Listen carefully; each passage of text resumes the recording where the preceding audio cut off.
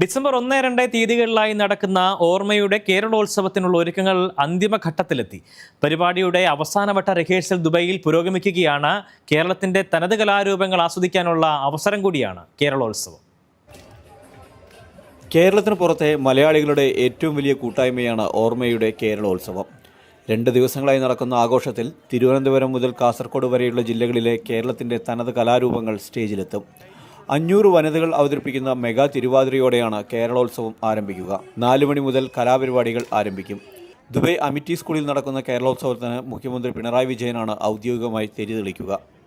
1000-ഓളം കലാകാരന്മാർ വിവിധ മേഖലകളിൽ ഇപ്പോൾ അതിൻ്റെ റിഹേഴ്സൽ ക്യാമ്പിലാണ്. ഈ ക്യാമ്പിനോടൊപ്പം തന്നെ നമുക്ക് തവാർ വില്ലയിലും അതോടൊപ്പം തന്നെ അൽക്കൂസ് മേഖലയിലെ ഒരു സ്കൂളിലും നമ്മൾ ഇത്തരത്തിലുള്ള ക്യാമ്പുകൾ സംഘടിപ്പിക്കുന്നുണ്ട്. നമ്മൾ 1500-ലധികം ഓർമ്മയുടെ കലാകാരന്മാർ പങ്കെടുക്കുന്ന ഒരു കലാമാമാങ്കം തന്നെയാണ് ഞങ്ങളുടെ കേരളോത്സവം എന്ന് പറയുന്നത്.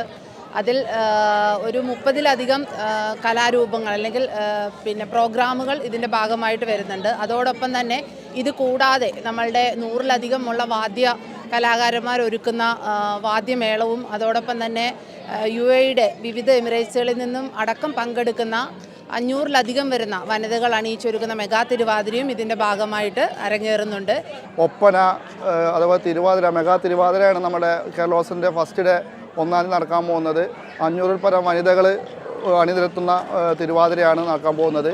അതുപോലെ തന്നെ മാപ്പിള കലകളായ കോൽക്കളി, ദഫ്മുട്ട്, അതുപോലെ തന്നെ സിനിമാറ്റിക് ഡാൻസ്, പല രീതിയിലുള്ള കലകളും, അതേപോലെ തന്നെ അന്നം നിന്ന് ഘോഷയാത്ര.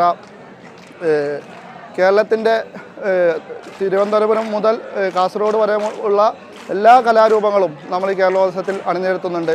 നമ്മൾ ഫ്രീ, തികച്ചും ഒട്ടും ടിക്കറ്റ് നിരക്ക് നമ്മൾ നൽകാതെയാണ് ആളുകളെ ഇതിലേക്ക് പങ്കെടുപ്പിക്കുന്നത്. അപ്പോൾ മുഴുവൻ ആളുകളും ഇതിൻ്റെ ഭാഗമായിട്ട് എത്തിച്ചേരണമെന്നാണ് ഓർമ്മയുടെ ഭാഗമായിട്ട് പറയാനുള്ളത്. നാടകം, സിനിമാറ്റിക് ഡാൻസ്, ചെണ്ട, സംഗീത നിശ തുടങ്ങി നിരവധി പരിപാടികളാണ് 2 ദിവസത്തെ ആഘോഷത്തിൽ അരങ്ങിലെത്തുക.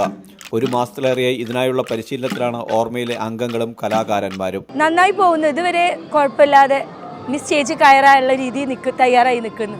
ഞാൻ മുട്ടിപ്പാട്ടിലും ഉണ്ട്, മാർഗംകളിക്കും ഉണ്ട്. പ്രാക്ടീസൊക്കെ സെറ്റാണ്. ഇനി നമ്മൾ സ്റ്റേജിൽ പോകാനുള്ള തയ്യാറെടുപ്പിലാണ്. റിഹേഴ്സലൊക്കെ ഓൾമോസ്റ്റ് കഴിഞ്ഞ് വരുന്നുണ്ട്. ഇനി കുറച്ച് കോർഡിനേഷനും ഒക്കെ മാത്രമേ ബാക്കിയുള്ളൂ. ബാക്കിയെല്ലാം സെറ്റാണ്. പ്രാക്ടീസ് സ്റ്റാർട്ട് ചെയ്തിട്ട് 1 മാസമായി. പക്ഷേ ഇപ്പോഴാണ് കുറച്ച് കംപ്ലീറ്റ് ആയി ഒന്ന് ലെവലായി വന്നിരിക്കുന്നത്. ഒന്നും കൂടി 2-3 ദിവസം കൊണ്ട് കംപ്ലീറ്റ് ആവും, ഫുൾ ക്ലിയർ ആവും. 1 ലക്ഷത്തിലേറെ പേർ 2 ദിവസമായി നടക്കുന്ന കേരളോത്സവത്തിൽ പങ്കെടുക്കാൻ എത്തുമെന്നാണ് കണക്ക് കൂട്ടുന്നത്. കേരളത്തിന്റെ തനത് രുചികളും മേളയുടെ ഭാഗമായി വിതരണം ചെയ്യും. ആദ്യ ദിവസം മസാല കോഫി ബാൻഡിന്റെ പെർഫോമൻസും 2-ാം ദിവസം വിധു പ്രതാപും രമ്യ നമ്പീശനും ചേർന്ന് നടത്തുന്ന സംഗീത വിരുന്നും അരങ്ങേറും. NTV, Dubai.